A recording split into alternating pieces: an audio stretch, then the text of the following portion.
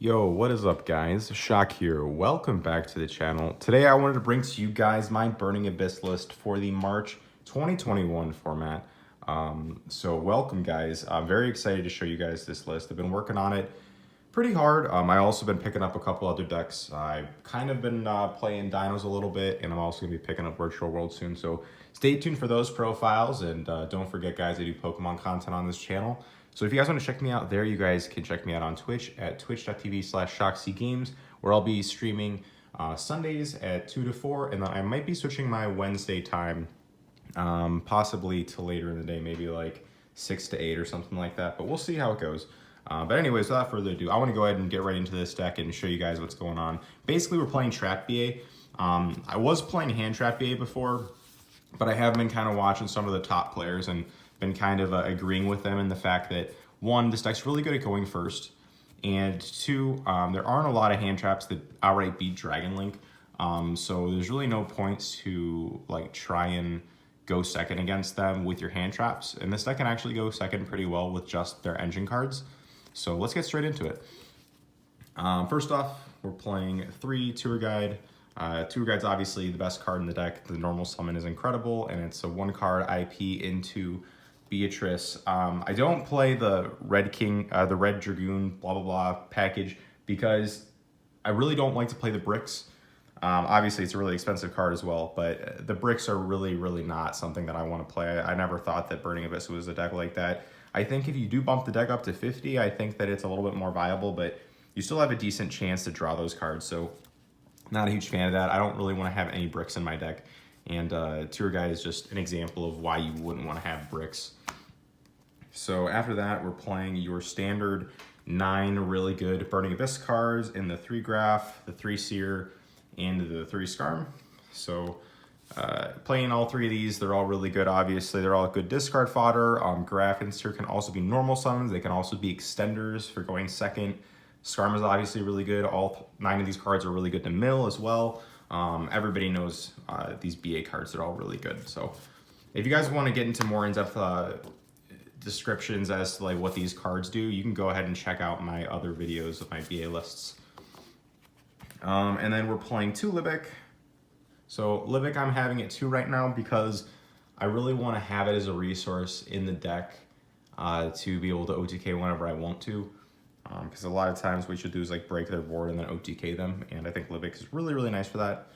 And then we're playing 2 Farfa and 1 Alich. These cards are really good for breaking boards, and I know a lot of people are playing the Red Eyes Dragoon package, but honestly, if you draw 3 BAs, you can most likely break somebody's board anyway, so pretty cool. And then these cards just make it a little bit easier because they can bait out negates too. So for the Farfa and the 1 Alich. Obviously, Farfa's a lot nicer to send off of Beatrice and Fiend Griefing, but Alich is kind of nice because it negates the effects, so it can like bait something like a Borrelsword Savage Dragon. And then the last 2 BAs we play are 1 Barbar and 1 Calcab. Barbar is obviously standard, especially since you're playing, I mean, we're actually playing 16 Burning Abyss monsters. And then Calcab is kind of nice because you can send it with Fiend Griefing in the end phase to bounce like an Outlet trap or even the Dragon Link trap, which is pretty cool.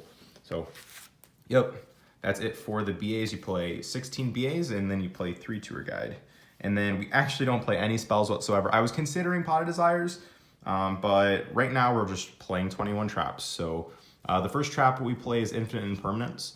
Now I said I really didn't think that any hand traps were really good, but the fact of the matter is that activating Infinite Impermanence on the standard Dragon Link board of Borrelsword Savage with the Seal and with the Trap card, obviously it's like a decent board that like is really good at recursion and follow-up plays.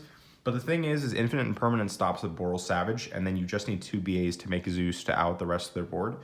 So I really like that fact, and Infinite Impermanence kind of deals with that. But I think it's nice too because it's better going first than something like Forbidden Chalice maybe. But I definitely consider something like Forbidden Chalice. Then 3 TT and 3 Strike. These are like the cards that help you go second, and they're also obviously really good going first. Having a combination of TT and Strike like clears anybody's board, and it's really convenient. And then TT and Strike also just like bait out stuff. I mean, Strike normally counteracts the bait out, but things like Torrential Tribute can really just help you clear your opponent's board with other trap cards in your deck. So going second this deck is not as bad as you might think. Then we're playing 3 Fiend Griefing. Fiend Griefing is literally Rhoda. I've been playing this card at 3 in BA for a while now. Even if you're not playing full trap BA, I think in a hybrid version of BA, I think Fiend Griefing is still really good. Being able to Foolish Burial Scarm or Graf or literally any BA is extremely really good. Very, very, very good, obviously. Then we're playing 3 of the Paleozoic Dinomiscus and 2 Phoenix Wing Blast for our discard outlets. So something, I usually wasn't on this, the Phoenix Wing Blast, but I did think about it for a while. The thing that kind of makes sense to me with it is that you really want to be able to target your opponent's back row, and Paleozoic Dinomiscus cannot do that. And also, you know, Phoenix Wing Blast also has the added effect of not being a destruction effect. So getting rid of, for example, Shadal Winda or Shadal Construct or any random boss monster that floats in the graveyard. This is obviously really good. So really good, really good discard outlets, and you want to have those for taking out your opponents, like spot removal and boss monsters basically. And we obviously have a really good engine that can deal with that. And then finally, for the last 2 cards of the deck, for the last 4 cards, right, are 2 Dimensional Barrier and 2 Trap Trick. So Dimensional Barrier is a tech that some people might not agree with, and I might tend to agree with them on that. So my thing is that I don't have the Ice Dragon Prison. Would I play that over Dimension Barrier? Probably. But Dimensional Barrier at least does some things, right? So I think that a lot of people play the Ice Dragon Prison because they want to out Dragoon. But the thing is that Dimensional Barrier actually does that too. And it also is really, really good against any fusion deck. It's really good against, well, I wouldn't say really good, but it's decent, I guess, against, what do you call it? The Dragon Link deck, because it kind of works in the same way as Infinite Impermanence does. You can just negate their Synchro Summon monster with it, but it has to obviously be set before, so it's not as proactive. It's a little more reactive, but if they don't attack you or kill you or whatever, you can flip it up and stop their plays. So I do kind of like it. And then obviously the 2 Trap Trick is a staple. You have to play Trap Trick, I think. So yep, that's it. 40 in the main with 21 traps and 19 monsters, 16 BAs, and 3 tour guide. And now the extra deck has changed quite a bit, but I think it changed for the better. I'm gonna have to test it out a little bit more. But I think overall it has become a little bit more of an efficient extra deck. So the 2 Dante, the 1 Beatrice, this is very standard, obviously everybody plays. I think 2 Dante is correct. The Beatrice, obviously you play, but yeah, you don't really need 3 Dante, I don't think. And then the Beatrice is obviously a very strong staple. And then from there, we are playing the 1 random Breaksword. So I like Breaksword because it gives you spot removal. I kind of cut Phoenix and Cerberus out of the deck, because I found that even though you are making those cards, you are getting those discard outlets, like they end up just being weird bodies on board that you can't really like move or deal with unless you just make them into Borrelsword like extremely quickly. They end up kind of being just weird and awkward. But I really do like them. It's just that I think that with a slower paced deck like this, we're able to search out Tour Guide a little bit more. I think the Phantom Knight's Breaksword is a really nice addition that you can get it off of like a tour guide, for example, getting a Graf, and then Graf can bring back a Seer or whatever after you pop itself, or you can pop one of your back row that's dead, whatever. I think it's an interesting card. Then we're playing your Zeus package of Fortuntune, Downer Magician, and your Zeus itself. So Fortuntune's really nice because it lets you play through basically everything going second, and then you just slap a Zeus on top of it and you're good to go. And then Downer Magician's really nice because you can slap it on top of a Dante in main phase 2 and then make a Zeus on top of the Downered. So a really, really good engine. We play 1 purple Dante. I haven't been playing purple Dante as of late, but I find that a lot of people really don't think about killing Beatrice anymore. And the fact that you can just summon this card means that it's absolutely ridiculous. You could just do so many silly interactions with purple Dante, so definitely consider playing that card. And then we only play 7 links, so we play the 1 Gravity Controller. I think it's pretty much mandatory because the Seer play that we do, and we also play 3 Seer in this list, so that play is going to come up quite a bit more with Gravity Controller Beatrice. We're playing the 1 Cherubini because it's Foolish Burial and it's OTK. with a Tour Guide and one other BA in hand, I believe, or Rhino and 2 other BAs in hand, I believe. So usually you end up having like a beater on board or something that you can use for Borrelsword, but yeah, it's a really good card. 1 IP. IP's the standard going first play that you make. So it's a very, very strong card, something you have to play, along with the Unicorn. So again, I cut the Phoenix and the Cerberus.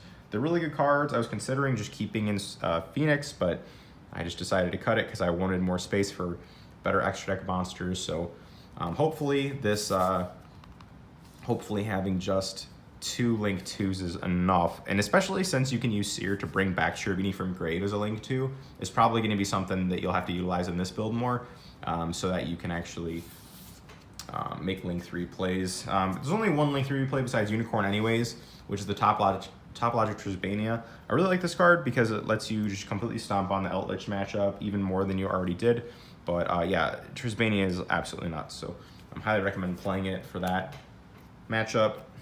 And then the 1 Apollusa and the 1 Borrelsword Dragon to kind of round off the list here. Apollusa is a really nice recovery play and a way to establish a board without having XYZs, without Zeus or Beatrice. And then Borrelsword Dragon's obviously really nice because this deck can make it extremely quickly, and it just does a lot of damage, which is kind of the point of what you want to do. So let's get on to the side deck. Side deck is pretty good, I think, honestly.